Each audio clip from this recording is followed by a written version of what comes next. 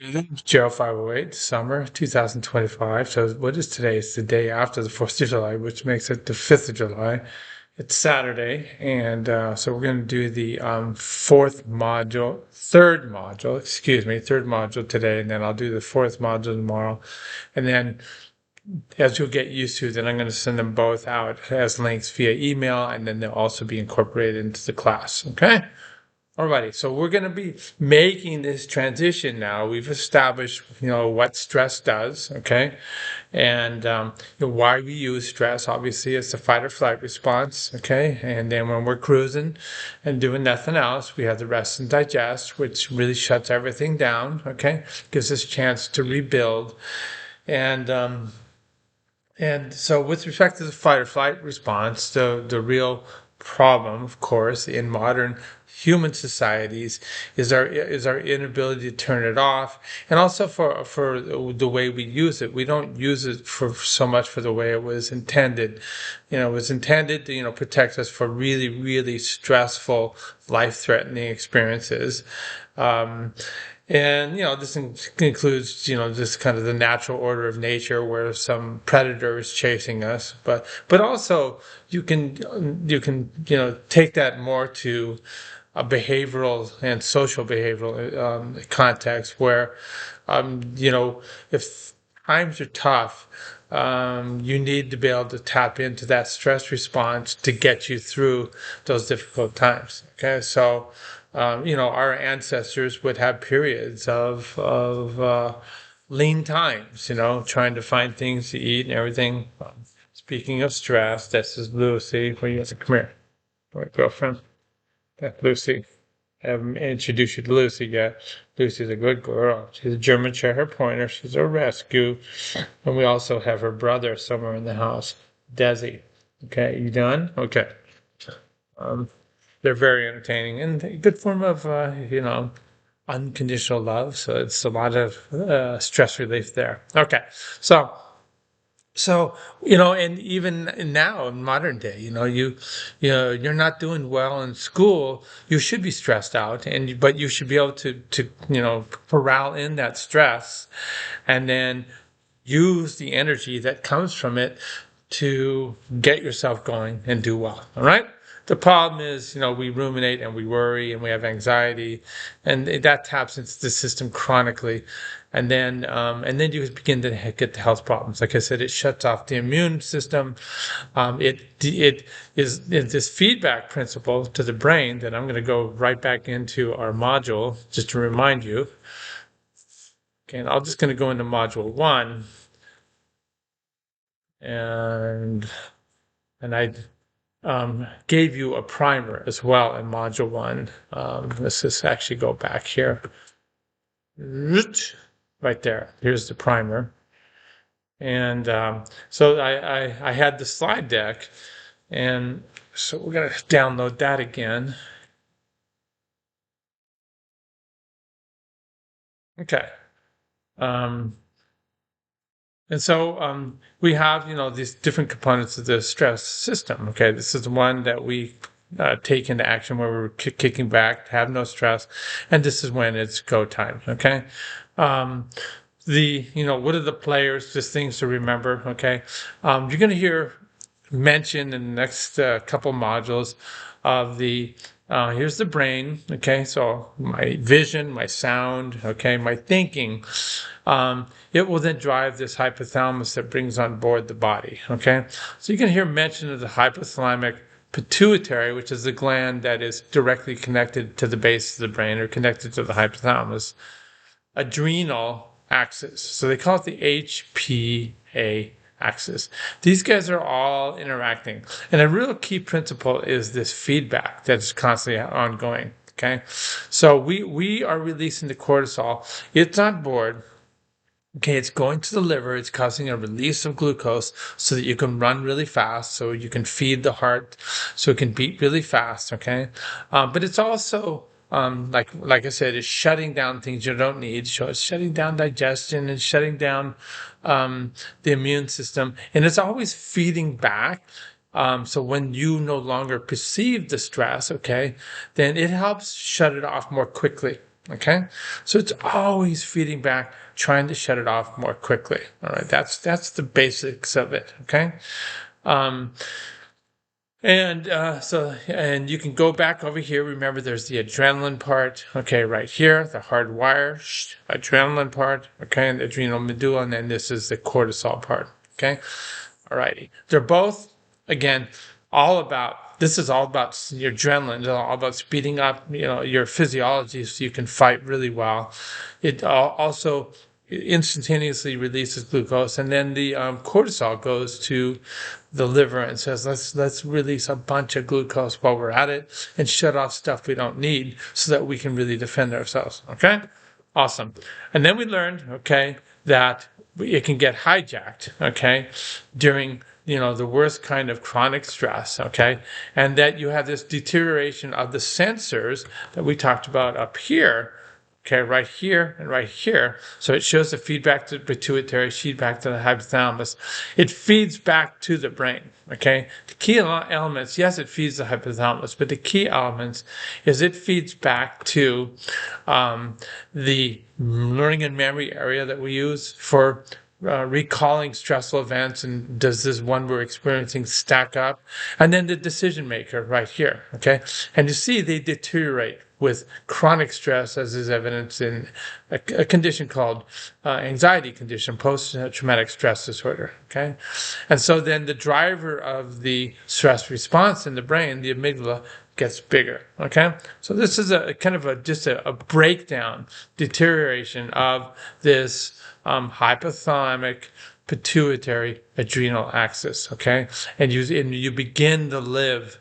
You begin to lose this feedback because, remember, the prefrontal cortex dies off, hippocampus dies off, but this guy grows, okay? All right, so that's just a review, okay? Just so you guys are all familiar with what we're talking about here, okay?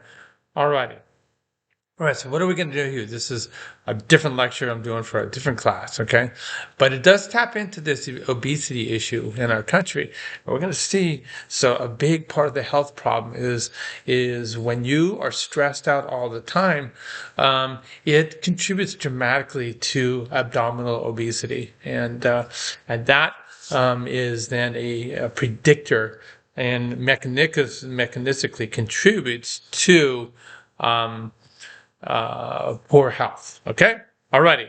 So that was what this is about. Let's go back to our content. So even though we've already done it, I wanted to remind you. Okay? All right. And what we're going to do here is I'm grab my scroll bar. All right. We've done you've seen the lectures for 1 and 2. So we're going into 3. Okay? All right. There's some videos. Okay. And we're going to really connect hard to this concept of diabetes now, just from stress. Okay. And then diabetes, okay, becomes central to so many different types of problems. Okay. It is, diabetic vascular disease is the number one health issue in our country, okay? And any place a blood vessel goes, it deteriorates. So you can just kind of go through your ideas and think about it, okay? So you're going to get heart problems from stress related to the diabetes. So, all right, so it's called cortisol related diabetes, okay? You're going to have increased risk of stroke. You're going to have kidney failure. You're going to have all kinds of problems, okay? And even Alzheimer's disease from chronic stress, all right? Related to this elevated cortisol. They call it cortisol-related dementia, all right? Or type 3 diabetes in some cases. All right, so let's get in here. So what we're going to do in your discussion then is you're going to just keep consuming the information, okay? We can think about now the chronic stress. How does it, what's going on here, okay? When you destroy your hippocampus and prefrontal cortex, what does that do to the next time you're going to perceive stress, okay? Is it going to cause an elevated stress response? I think so, okay? Because you've lost your ratcheting down negative feedback, okay? And then we start connecting the dots between stress, cortisol, okay, insulin resistance, diabetes, obesity, okay, inflammation, heart disease, on and on and on. So you can just start making your connections, and that's what we want you to do with this particular discussion board. All right. All right. So we come in here to the assignment. Okay. And we have a couple very elementary but very complimentary videos all about stress. So again, this first video just kind of goes over the concept of the link between cortisol and the development of atherosclerosis. Okay, atherosclerosis is where the inner lining of your arteries gets chocked full with cholesterol-laden plaques. It's not just cholesterol, guys, okay? There's a bunch of dysfunctional immune system cells, bad smooth muscle cells, and the end result is you have an artery with this clumpy thing that grows, and then the blood does not flow as well, okay? And little bits and pieces can break off, and then you can kill off whatever tissue the blood vessel was going to, all right? So it's a big deal, all right? So they, in this video, do make reference to how cortisol causes the loss of the hippocampal cells. It's a complicated mechanism, but it binds to receptors. It's only supposed to be binding to these hippocampal and prefrontal cortex receptors, when we need it acutely, and then it's supposed to kind of disappear. But if you sustain the activation, then that causes this overactivation, and then they die off. Okay, just to let you know about that. Okay, alrighty. They tap into something else called telomeres. This has been the benchmark for looking at aging in those tissues that have cell division. All right, so we don't have telomere activity in our cardiac muscle cells, in our skeletal muscle cells, or in our brain cells, okay? But all the other cells, where there's constant cell division, are impacted by this. And so the telomere, it regulates how quickly a cell can undergo cell division. So that means, for example, in your immune system, if the telomeres shrink, then your immune system is going to do really poorly in terms of mounting an attack because the cell division is slower, okay? All right. That's just a heads up on that. Okay, then this video, complimentary, it is somewhat redundant, but then it starts making the case for the action on our gut bacteria. Okay, yes, cortisol and adrenaline, which is in the blood, okay, gets down there at the level of the gut, and then causes dysfunction in the immune system in the gut, okay, and dysfunction in the different types of secretion properties in the gut that then enables the growth of really bad bacteria. And then that causes even further bad immune activation.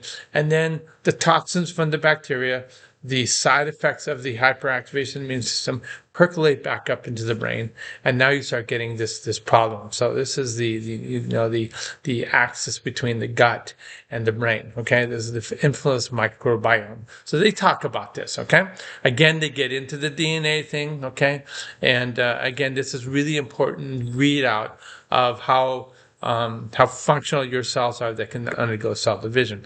We have smooth muscle cells that line our vasculature, all of our arteries, and there needs to be turnover there, okay? They get damaged, you need to get rid of the bad ones and put in new good ones.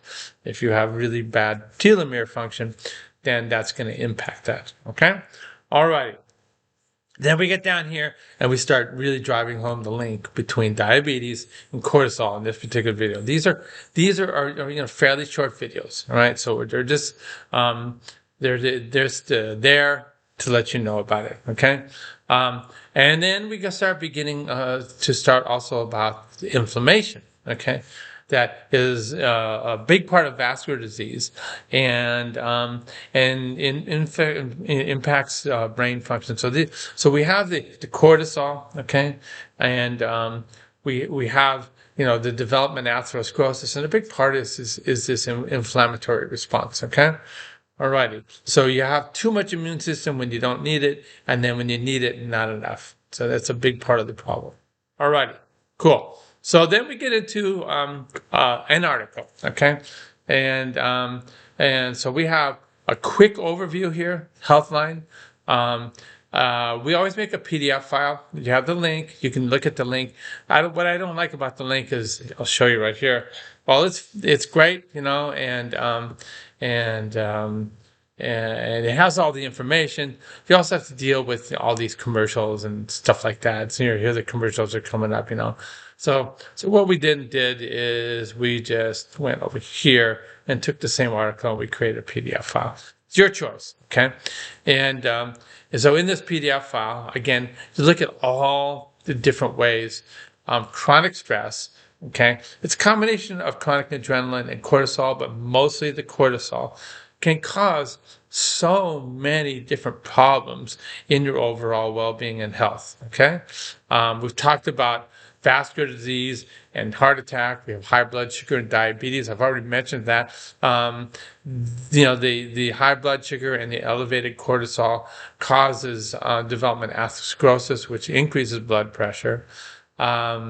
You have insomnia, depression, okay? And this is because you're not able to shut off the brain, okay? Headaches, on and on and on. You see, so many different things are impacted, all right? And so they kind of go, what I've done here, and we just copied it into and made our own PDF file.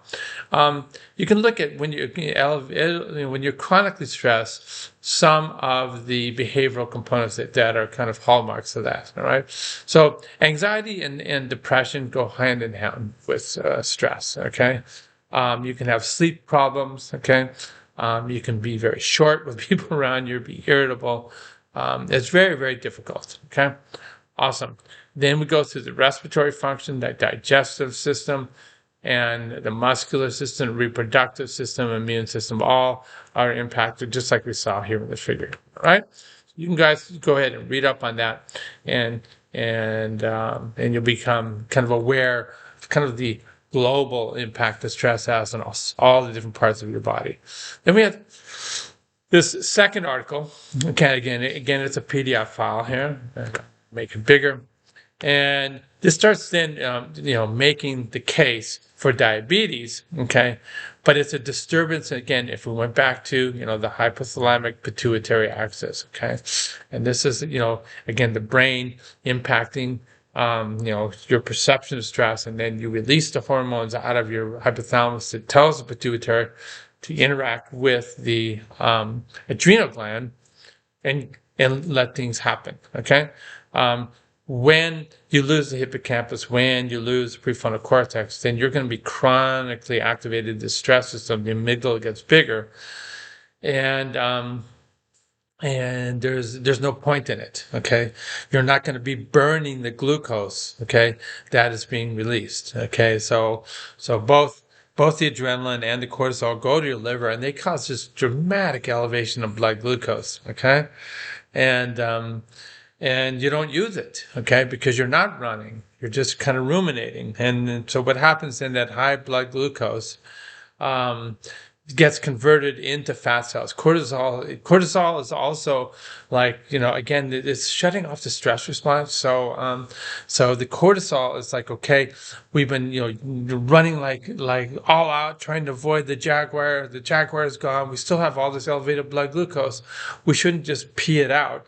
Let's package it. And so cortisol goes to fat cells and says, pull the sugar out of the bloodstream and let's repurpose it as fat that we can use later on as a fuel. All right.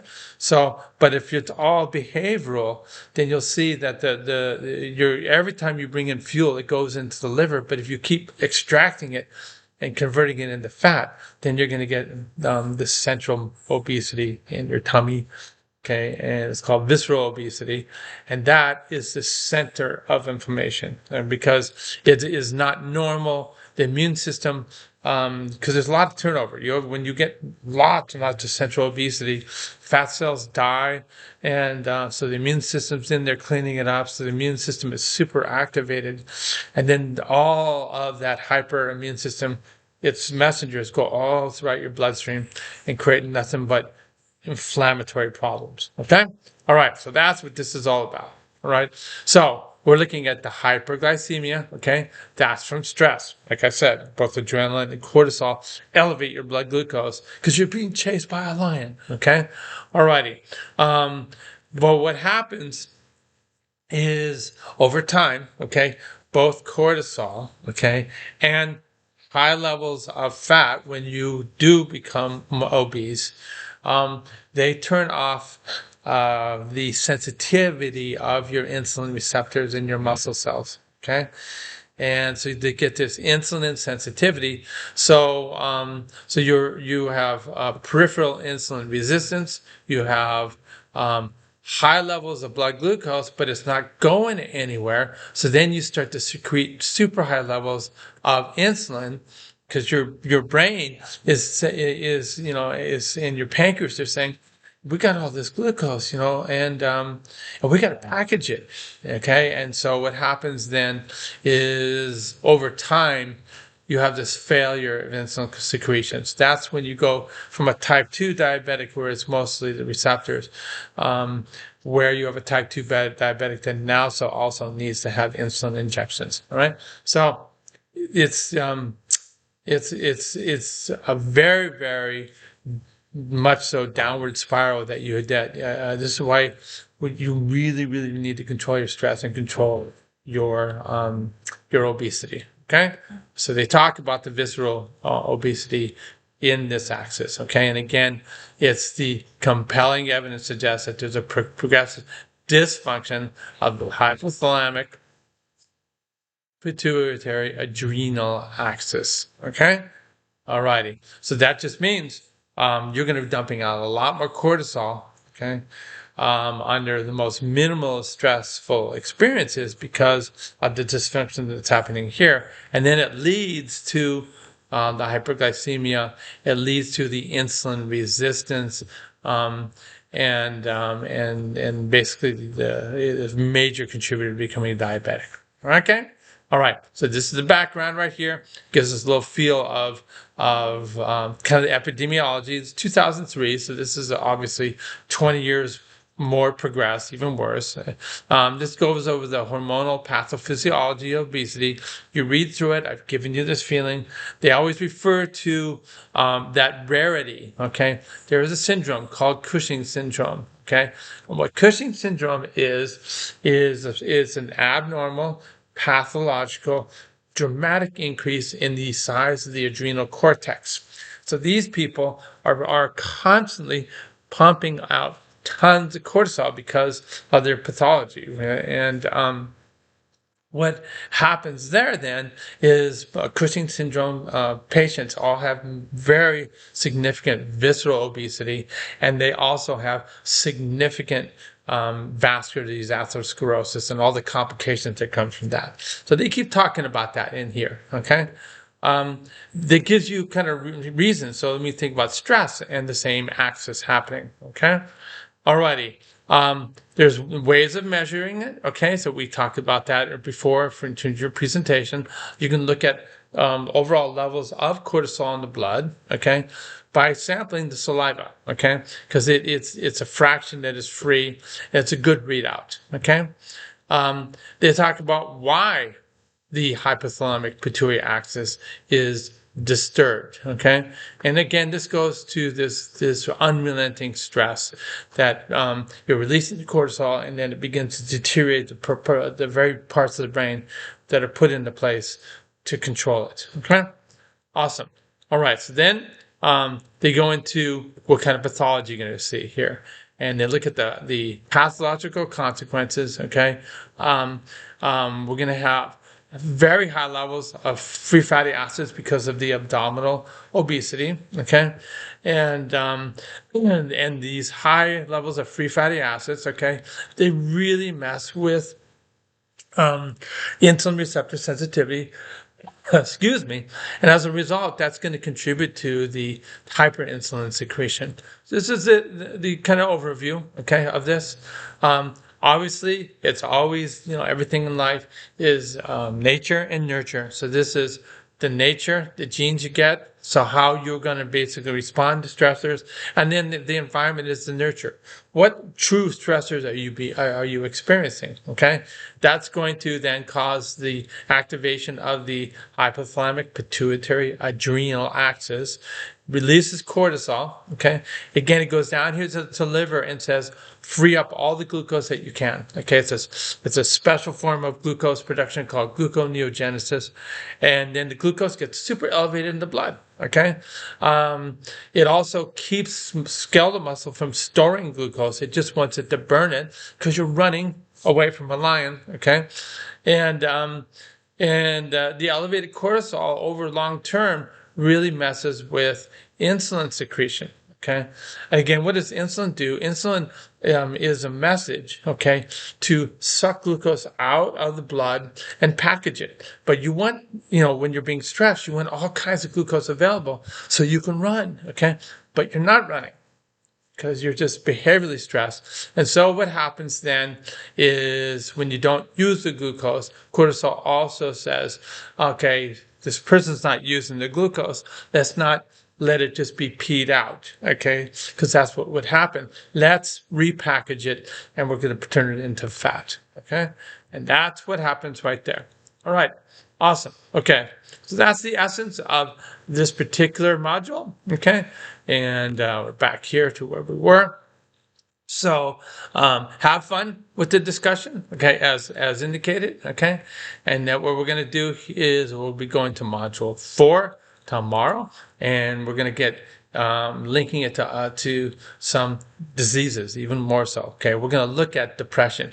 So stress increases depression, but circularly depression increases your overall stress. So it's a very, this is why seeking behavioral assistance, okay, seeing a psychologist or psychiatrist when you have clinical depression is so important, okay, because people that are clinically depressed have super high levels of cortisol. They're in high alert all the time, and then that contributes to many diseases like diabetes, vascular disease, and Alzheimer's disease. Okay, all right, peace, guys. Take care. We'll see you next lecture.